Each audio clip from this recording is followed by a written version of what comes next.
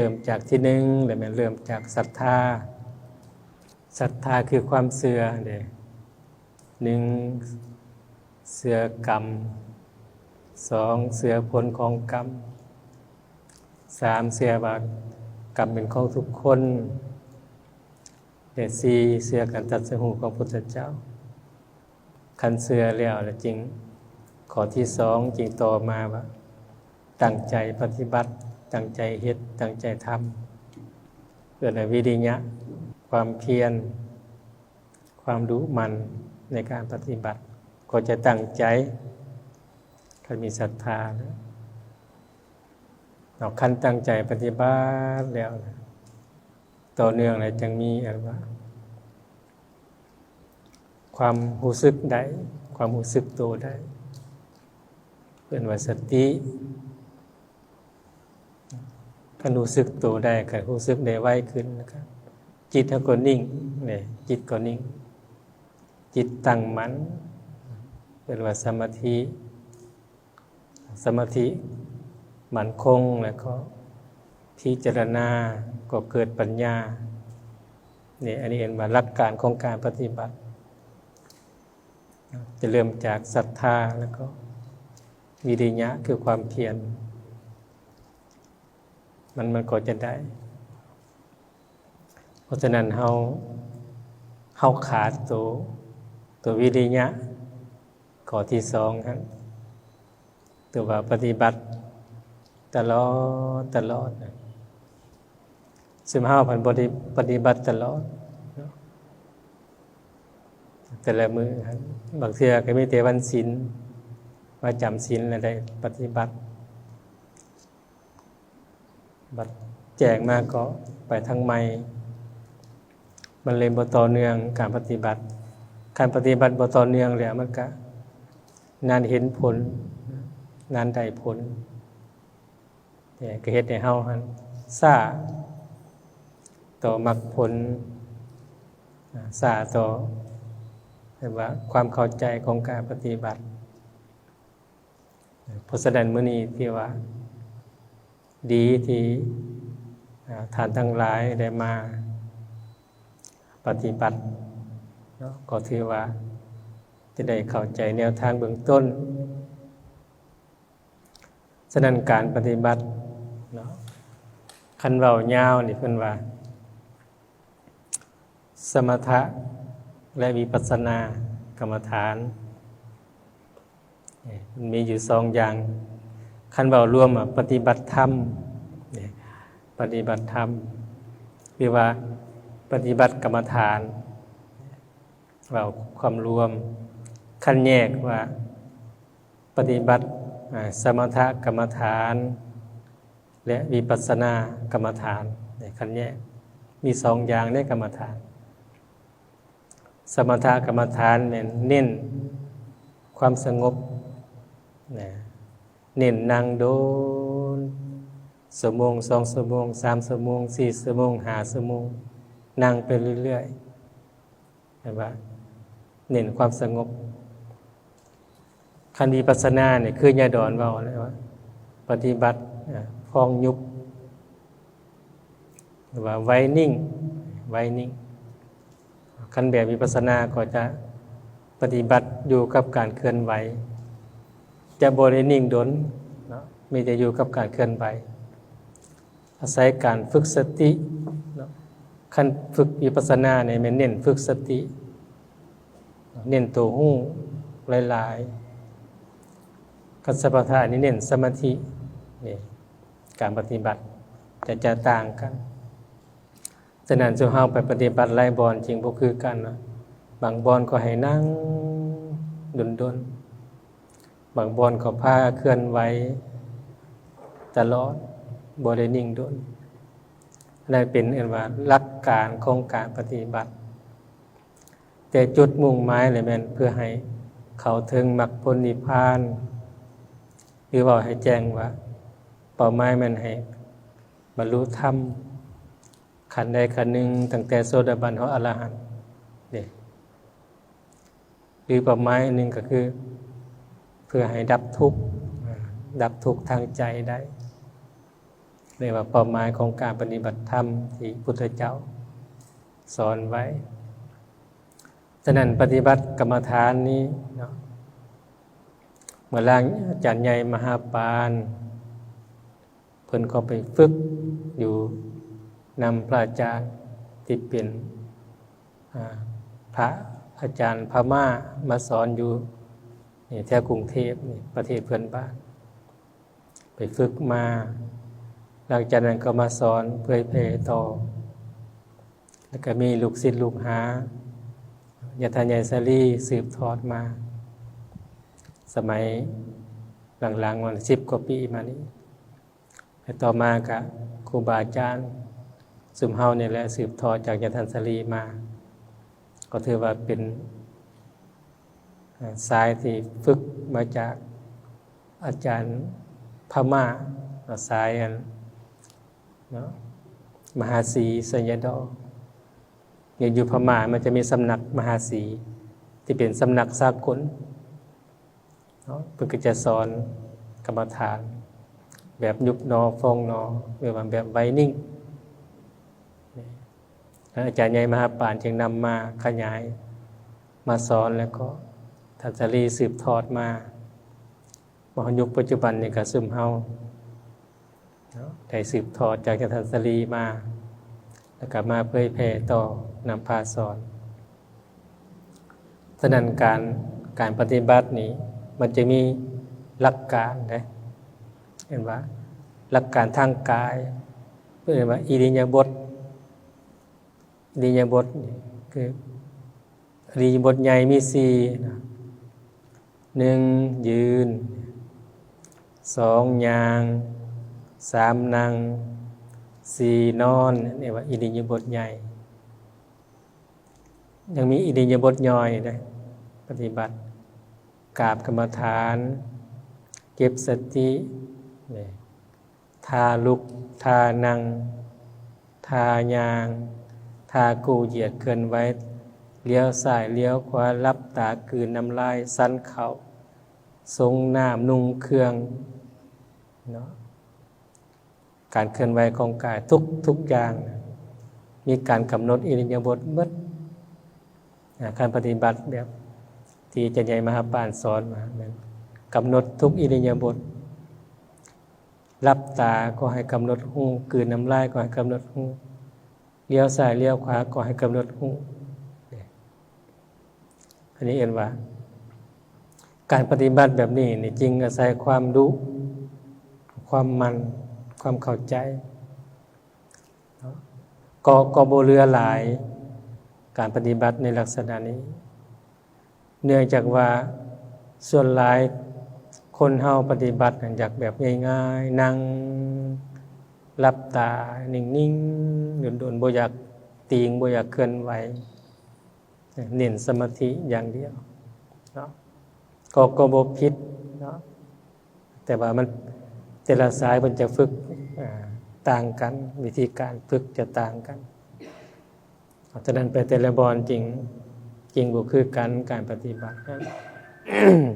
อันนี้เว้าว่าความเป็นมาที่เราจะฝึกในขั้นตอนต่อไปนี่อย่าให้เข้าใจว่าโอ้เฮ็ดอันนี้นี่ย้อนนี่มีครูบาอาจารย์เพิ่นก็สอนมาแล้วเฮาปฏิบัติตามบางทีเฮาก็จะเห็นเอาเป็นหยังคือยกมือเป็นหยังคือเฮ็ดจังซี่เรียนมาแต่ไสสินะก็จะมีคำถามฉะนั้นจึงว่ามีครูบาอาจารย์ได้สอนมาได้ฝึกมาได้เผยแผ่มาตั้งแต่สมัยก่อนปลดปล่อยมาปัจจุบันเห็นว่าวิธีการฝึกแบบยุบหนอฟองหนอแบบไวนิ่งฉะนั้นนอกจากอิริยาบถเหล่านี้แล้วยังกำหนดอารมณ์อาจารย์ใหญ่สาลีกำหนดอารมณ์6อารมณ์หมายถึงสิ่งที่มากระทบก่อนสิไปกำหนดอารมณ์ได้ต้องฮู้วิปัสสนาภูมิ6วิปัสสนาภูมิ6เป็นอารมณ์ โอ้ไกลไปไกลไปเด้อบัดนี้นะสิตามทันอยู่บ่นี่วิปัสสนาภูมิ6มีขันธ์5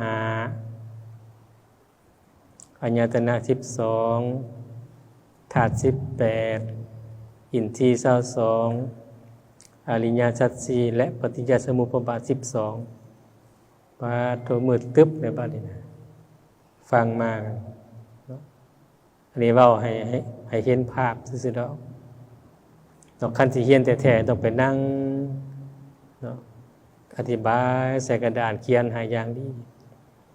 หรือว่าต้องได้ฟังตลอดจังสิเข้าใจขันธ์5แม่นหยังอายตนะแม่นหยังธาตุอินทรีย์อริยสัจ4ปฏิจจสมุปบาทแต่ละอย่างในวิปัสสนาภูมิ6น่ะมันมีสูตรมีบทของมันในการเขียนนี่อันนี้เรียกว่าแนวทางของการปฏิบัติเรียกว่าทฤษฎีประกอบการปฏิบัติเพราะฉะนั้นผู้ที่จะต้องปฏิบัติสมถะและวิปัสสนากรรมฐานจริงต้องรู้สิ่งเหล่านี้จึงจะง่ายต่อการปฏิบัติจะง่ายต่อการกำหนดอารมณ์คันบ่ฮู้สิ่งเหล่านี้แหละผู้สิสอนไปก็สอนไปบ่ได้สิไปเว้าเรื่องกำหนดอารมณ์ขันธ์5รูปนามก็ตามบ่ทันกำหนดบ่ถูกฉะนั้นต้องได้ผ่านทฤษฎีในอันว่าวิปัสสนาภูมิ6ฉะนั้นกลับมาว่าสมถะและวิปัสสนานั้นสมถะมีอารมณ์อยู่40เป็นว่าสมถะ40วิปัสสนามีอารมณ์6วิปัสสนาภูมิ6นี่เป็นอารมณ์แต่มันมีสูตรของการปฏิบัติอยู่ถ้าเฮาเพียรซุมื้อนี่ก็จะได้ไว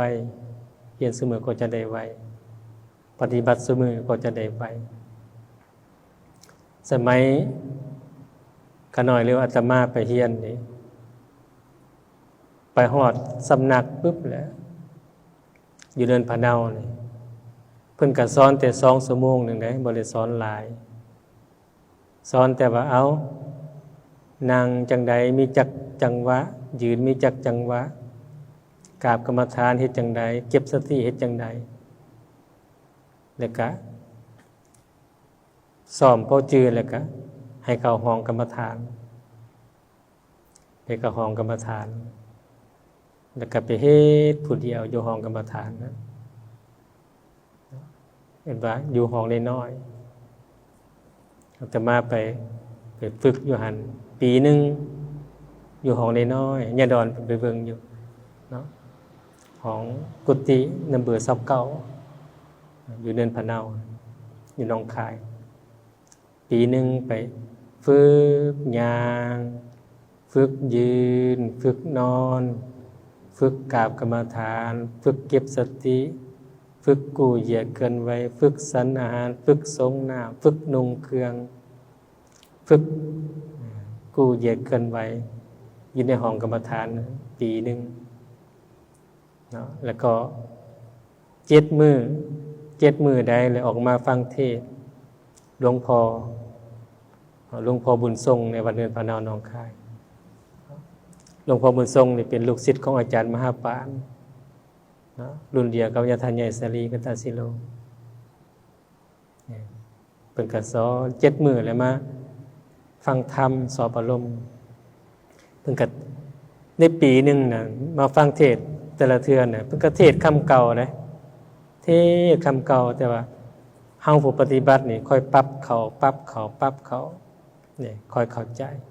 เพิ่นบ่ได้เทศน์แนวใหม่ทุก7 มื้อก็จะเว้าแนวเก่าเว้าเรื่องปฏิบัติว่าย่างเฮ็ดจังใดมีจักจังหวะยืนจังใดมีจักจังหวะแต่ก็กำหนดอารมณ์จังใดเว้าแต่แนวเก่าเฮาก็ฟังแล้วก็จื้อเอาแล้วก็เอาไปปรับในการปฏิบัติของเจ้าของนั้นอาทิตย์นึงปรับเทื่อนึงอาทิตย์นึงปรับเทื่อนึง ปีหนึ่ง3 เดือนทำบิดนี่ไปเข้ากรรมฐานนี่บ่ได้หยังบ่ฮู้หยังปรับการปฏิบัติยังบ่ลงโตะจนออกพรรษาแล้วเดือนที่4จังเข้าใจวิธีการปฏิบัติแล้วค่อยปรับค่อยไปตามทางปรับได้แล้วก็ม่วนเนี่ยบัดนี้ม่วนปฏิบัติม่วนอันนั้นเอิ้นว่าปฏิบัติเข่งเข้าห้องกรรมฐานปิดวาจานี่เห็นว่าเข้ากรรมฐานน่ะปิดวาจาส่วนเฮานี่ได้ยินว่าไปเข้ากรรมฐานนี่7 มื้ออันนั้นไปปฏิบัติ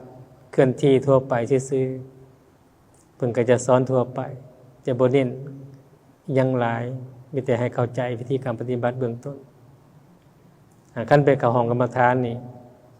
ต้องได้เรียนคือเว้าให้ฟังได้เข้าใจทั้งหมดก่อนแต่เวลาเข้าห้องกรรมฐานจะบ่มีเขียนหนังสือจะบ่มีไหว้พระสวดมนต์จะบ่มีอันนี่เบิ่งโทรศัพท์นี่บ่มีนะสิไปเคลียร์โทรศัพท์นี่บ่ได้ปฏิบัติกรรมฐานบ่ให้เว้ากับไผบ่ให้เขียนหนังสือแต่ว่าสมัยนั้นโชคดีบ่นว่าบ่ทันมีโทรศัพท์ไปปฏิบัติมันเลยง่ายบ่กังวลใส่แต่โมงติดฝาเบิ่งโมงแล้วก็ปฏิบัติหันแบ่งตารางเป็นชั่วโมงได้เป็นชั่วโมงตื่น3 โมงเช้าตื่นปฏิบัติจนฮอด10 โมงแลงค่อยพักค่อยได้นอนตื่นมาแล้วก็ไปเฮ็ดกิจส่วนตัวล้างหน้าถูแขวแล้วก็มาย่างชั่วโมงนึงย่างชั่วโมงนึงแล้วก็มานั่งชั่วโมงนึงนั่งชั่วโมงนึงแล้วกราบกรรมฐานชั่วโมงนึงแล้วมาเก็บสติชั่วโมงนึงแล้วมายืนชั่วโมงนึงแล้วมากู้เหยียดเคลื่อนไหวชั่วโมงนึงเบิ่งเดียวก็คำเบิ่งเดียวก็คำยกย่างเหยียบยกซ้ายยกขวาน่ะเบื้องละ5 นาทีให้ค่อยๆปฏิบัติชั่วโมงนึงเนี่ยได้2 เที่ยวพอดีหมดชั่วโมงนึงปฏิบัติช้าๆบ่คือเฮาเลยย่างปึ๊บปั๊บปึ๊บปั๊บปึ๊บปั๊บแต่ว่าปฏิบัติอยู่ห้องนั้นเรียกว่าเป็นการฝึกค่อยๆช้าๆสันเข่าก็ค่อยๆตักค่อยๆสันค่อยๆย้ำค่อยๆกลืนนะบ่ง่ายในสมัยปฏิบัติฉะนั้นจริงว่าผู้ใดมีศรัทธาเนี่ยจังสู้ได้ปฏิบัติใน3 เดือนทมิตรนั่นไปขอออกกรรมฐาน3 เทื่อนำหลวงพ่อนะไปแล้วมึงมายังนี่หลวงพ่อว่าโอ้ยบ่ไหวแล้วหลวงพ่อบ้าเพิ่นว่าบ่ไหวเฮ็ดจังได๋เพิ่นว่ามึงมาเป็นตัวแทนประเทศลาวเด้เพิ่นว่าเด้เพิ่นว่ามึงนี่เนาะเมื่อวัดนี่มีมึงผู้เดียวเด้อประเทศลาวเนี่ยสู้เพิ่นว่าเด้เก่าหัวยอกๆกลับไปกลับไปเก่าห้องคือเก่าเนี่ยอีกเดือนนึงก็มาขออีกเพิ่นก็บ่ให้ออกบัดออกพรรษาเลยเดือนที่4เพิ่นถามได้บัดนี้มึงสิออกบ่กรรมฐานน่ะใช้ออกบ่ออกบัดนี้เนี่ยเพิ่นฮู้เลยหลวงพ่อน่ะฮู้อารมณ์เลยว่าเฮาไปได้แล้วบัดนี้เพิ่นก็ทำท่าทางมาทดสอบอารมณ์คันยังออกใช้ออกบ่ออกแกงหัวเพิ่นก็ยิ้มแล้วก็ย่างไปเพิ่นฮู้อารมณ์ผู้ปฏิบัติจากนั้นก็ม่วนปฏิบัติจริงเข้าใจเห็นรูปเห็นนามเนี่ยบัดนี้เหตุการณ์นึงปฏิบัติไปเดือนที่6ปฏิบัติอยู่วัดเนื้อพะเนามันก็มีไก่มันก็มีเทคมีบาร์เด้เนาะเขาก็เปิดเพลงมันมีหลายเพลงเด้ เพลงสาธิตท่องจันทร์เนี่ยตอนนั้นกำลังดังสาธิตท่องจันทร์ก็ดังปฏิบัติเก็บสติเพลงก็ดังมามันมีคำหนึ่งเพลงนั้นมาเป็นภาษาไทยเนาะคิดทำไมคิดไปเปล่าประโยชน์ต่ำตึกดวงใจนะเฮาคิดหยังวะสิล่ะเฮาก็นั่งอยู่นี่คิดไปเฮ็ดหยังคว้ากแล้วเด้แจ้งคว้าโอ้ประมาณอยู่เกือบ10 โมงแล้ว10 โมงกลางคืนนะปฏิบัติแล้วคิดว่าสิพักแล้วความคิดมันมาหลายกำโนดถึงเมื่อยเลยโอ้สิพักผู้ใดเพลงนั้นมาคิดทำไมคิดไปเปล่าประโยชน์คว้าประเดี๋ยวนี่บอกอารมณ์เวลามันสิเข้าใจนะบ่ยากเด้ตามตึกมันก็แจ้งคว้าสติเฮามาหุ่งโลดจากนั้นก็ปฏิบัติระยะนึงแล้วก็พักตื่นมาก็ปฏิบัติต่อแล้วก็มีตอนหนึ่ง6 เดือนแล้วหมอมาซักยาให้ผู้ปฏิบัติเนี่ยมันเช็คสุขภาพทุก6 เดือนแล้วก็ไปนั่งเรียนคิวนั่งรับตาหลวงพ่อบอกเลยว่าไปซักยาก็ไปก็กำหนดไปย่างกำหนดไปนั่งแล้วก็กำหนดเวลาเขาซักยาเจ็บก็ให้กำหนดเจ็บนั่งไปซักยาแล้วก็ย่างมาสิฮอดห้องหน้าห้องเลยมันเห็นความคิดวาบลงโอ้เห็นปัจจุบันเห็นความคิดมันดับลงม่วนในตอนนั้นนะม่วนแล้วสติมันมาใจมันก็วาบเย็นขึ้นเมื่อเช้าหลวงพ่อมาเลยหลวงพ่อเลยเพิ่นพิเศษเพิ่นฮู้ทั้งที่เพิ่นอยู่กุฏิเพิ่นก็ฮู้ว่าผู้เขาปฏิบัติเป็นจังได๋มื้อเช้าย่างมาเคาะตู้เลยมาส่องเบิ่งแล้วกาเพิ่นได้แล้วเบาเท่านั้นแหละได้แล้วว่าซั่นเด้แล้วก็ลงจากกุฏิเฮาก็ปฏิบัติต่อแต่ว่าปฏิบัตินี่บ่ง่ายเนาะยามเช้านี่ไปนั่งหน้าห้องแบบประตูซิมนี่แหละก็ไปนั่งหน้าประตูเปิดประตูใหญ่ไว้แล้วก็เอาไว้แต่กันยุง9 โมงก็เน้นน้อยอยู่รอเตล็ดมาแล้วก็จับปิ่นโตมาวางไว้อยู่ประตูเข้ามาแล้วก็ปิ่นโตมาวางแล้วก็เข็นปิ่นโตอาหารก็สันข้าว9 โมง11 โมง2 ชั่วโมงจังได๋หรือว่าวิธีการปฏิบัติอันนี้เล่าให้ฟังว่ากระบวนการของการปฏิบัติว่าไปจังใดมาจังใดให้ซุมแม่ได้ฟังเนาะเพราะว่าบ่รีก็บ่ได้เล่าเด้ไปบางบ่อนก็นิมนต์เทศก็เทศแล้วบ่นี่อย่าดอนว่าให้นำพาปฏิบัติอธิบายก่อนแล้วนำพาปฏิบัติก็เลยเล่าให้ฟังพอเป็นแนวทางให้เห็นว่าสิ่งที่ได้มานะก็บ่ง่ายปานใดแต่ก็บ่ยากปานใดก็บ่ได้อยู่ไกลก็อยู่หนองคายปานเนินพะเนาหนองคายนี่ไปลี่ปฏิบัติพอตู้ไม่ตู้อยู่บ้านนั่นซอกหาเลยซอกหาแต่มาว่าลูกคอยไปไสมาถามหานำแม่ขาวผู้เป็นน้าสาวหั่นน้าสาวน่ะเอาบวชน้าสาวเป็นแม่ขาวเด้แม่ขาวของแพงเอาบวชมาถามมาว่าแม่ขาวคอยก็บ่ฮู้จักเพิ่นไปไสว่าซั่นเด้พากันสอกหาปีนึงสอกหาแล้วออกกรรมฐานแล้วจังกลับไปหาเพิ่นผู้เฒ่าดีใจทั้งไห้ทั้งห้องผู้เฒ่าดีใจเห็นกลับไปบอกบ่ไปฮู้ได้ไปบ่ได้บอกไปแม่ขาวก็บ่ฮู้ญาทานภูมิก็บ่ฮู้ตะกี้ญาทานภูมิอยู่วัดสำบักแหนเพิ่นก็บ่ฮู้จักเพิ่นไปไสว่าซั่นเด้ บัดนี้พอเกิดอยู่เชียงควรก็บ่บอกผู้พาไปก็บ่บอกไปเฮ็ดหนังสือใบเดียวไปแล้วก็ไปอยู่ปีหนึ่งบัดมานี่หลวงพ่อจ้างเรือให้ข้ามเชียงควรจ้างเรือจักข้ามไปมาฮอดเชียงควร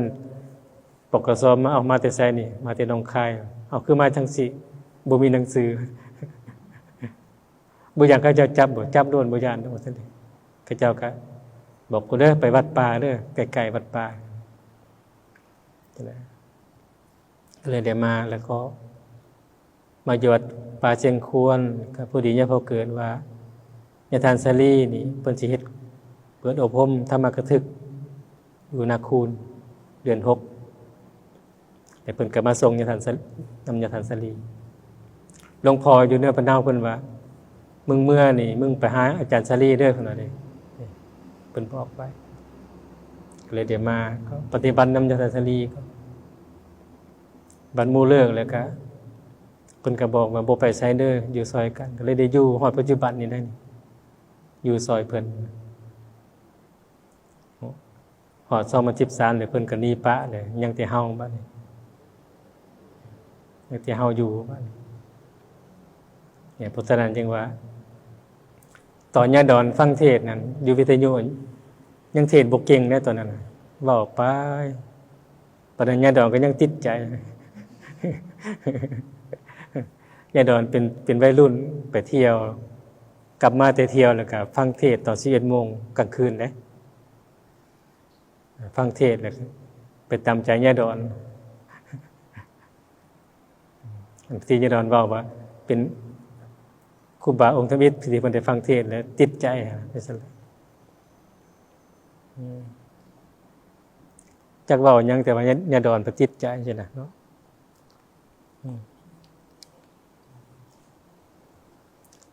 ก็ซั่นแหละเนาะเบ็ดเหมือนบ่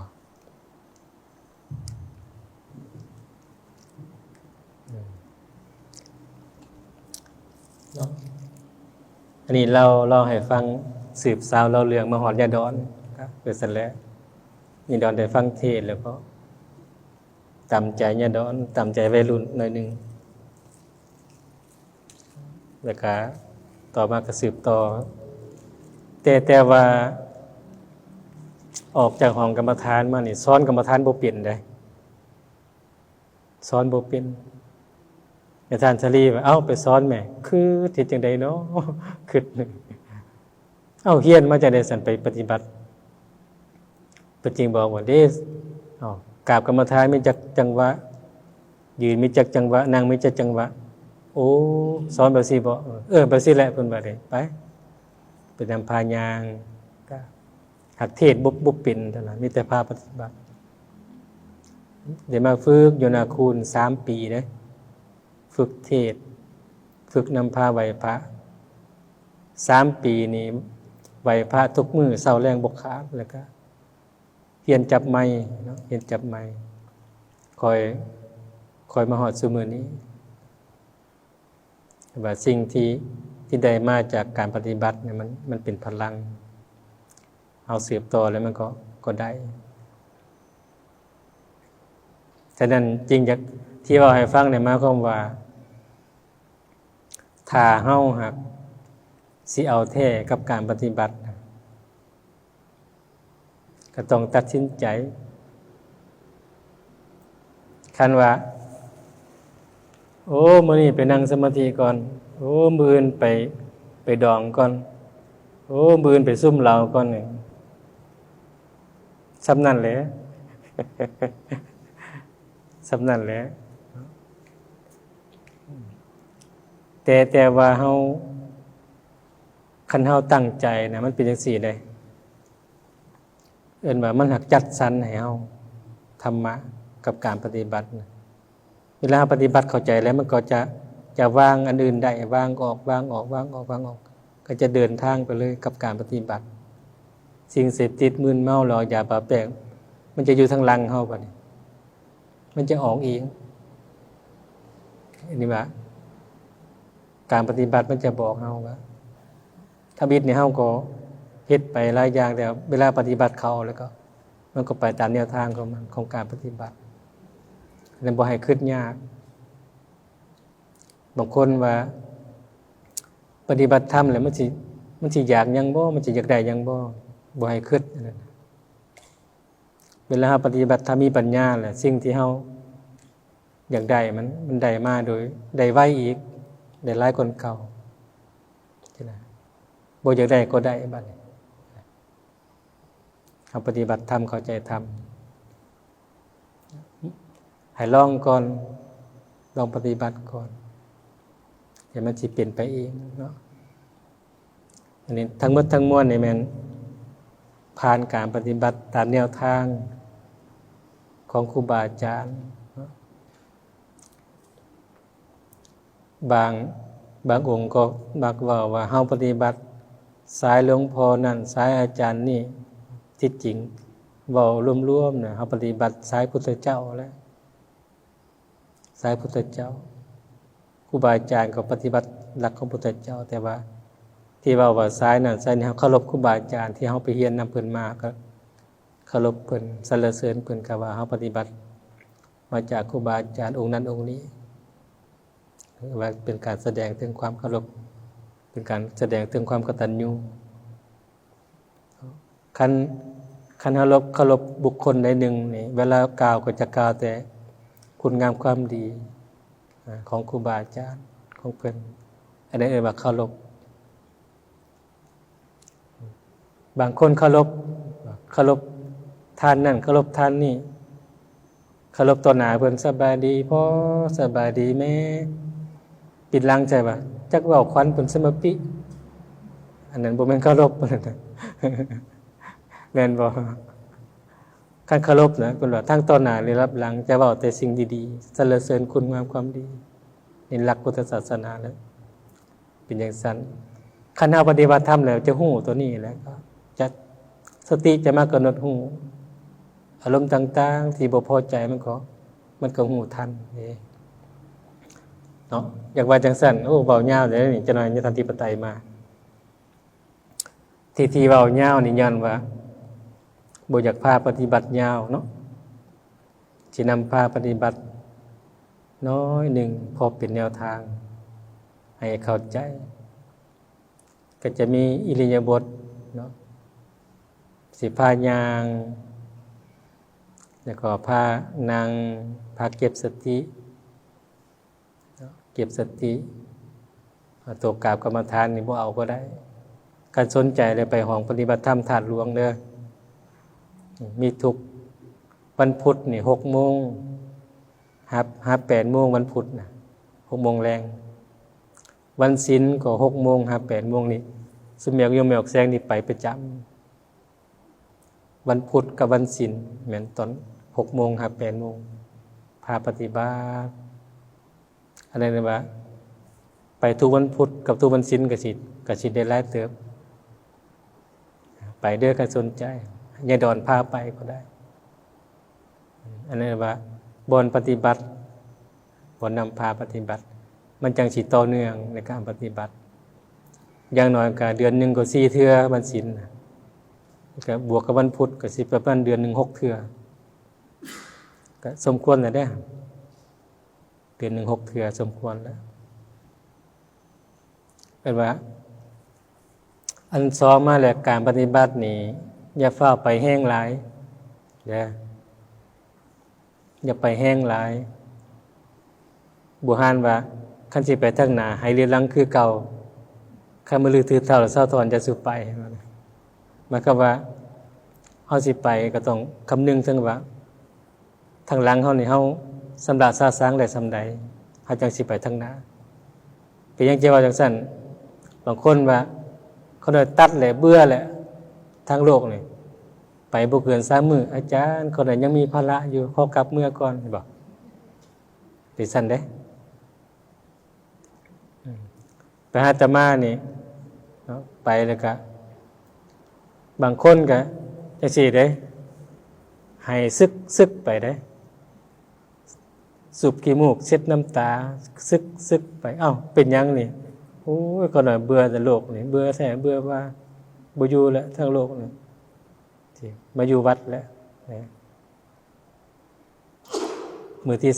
3พอออกมาแล้วก็ญาณน้ำคนกันมาอาจารย์กราบปั๊บโอ้ขน่อยนี่คึกคักแล้วเพิ่นสิขอกลับเมื่อก่อนใจดีเลยก็จะมาออยใจดีแล้วตอนเครียดนะบ่เอายังแล้วเบื่อโลกแล้วเครียดบัดพ่อออยพ่อออกไปออยดีแล้วกันมาขอบอาจารย์ก็เลยขอเมื่อก่อนยังมีภาระอยู่เมื่อก่อนเป็นซั่นแหละจะว่าให้คึกคักๆนั่นแหละไปเวลาเฮาใจหายผู้ใดผู้หนึ่งนี่มันคือสิบ่เว้านำกันหมดศาสตร์เนี่ยบัดใจดีแล้วก็คือเก่าสิว่าให้อยากว่าการปฏิบัติเนี่ยให้ค่อยเป็นค่อยไปคืออาตมาบอกว่าไปปฏิบัติอยู่ทานหลวงเนี่ยทุกวันพุธก็เดือนนึง4เทื่อก็สำนั้นก็เริ่มจะดีแล้วแล้วค่อยยับเขาแต่ว่าเฮามันได้มรรคได้ผลมันหักเป็นไปเองของการปฏิบัติบ่ยับเขาสุดท้ายแล้วมันจะบอกเขาเองสติบอกสำนี้ไปได้ละก็จะไปทางหน้าได้เลยเป็นซั่นได้อันนี้ว่าวิธีการปฏิบัติเนี่ยอย่าคิดว่าสิไปแห้งบัดเดียวเฮ็ดบ่ซี่แหละนี่อย่าดอนพาปฏิบัตินี่ทุกวันศีลนะครับพาเฮ็ดเด้ออย่างน้อยเอาวันศีลใหญ่ก่อนเดือนนึง2เทื่อก็พอแล้วบัดเข้าใจแล้วก็ยับเขาศีลน้อยเขาอีกบัดนี้เป็นเดือนละ4เทื่อเห็นบ่คอยตูดเขาคันมันเข้าถึงแล้วหามก็บ่ได้บัดนี้ไปทางนั้นอย่างเดียวมันฮู้เองบัดนี้สิได้มันสิ่งที่อื่นมันวางได้เองมันจัดสรรให้เฮาเองครอบครัวสิ่งต่างๆมันจะจัดสรรมันจะบอกว่าอันนี้วางหม้องนี้เนี่ยมันจะบอกเฮาแล้วเฮาก็อยู่ง่ายปฏิบัติง่าย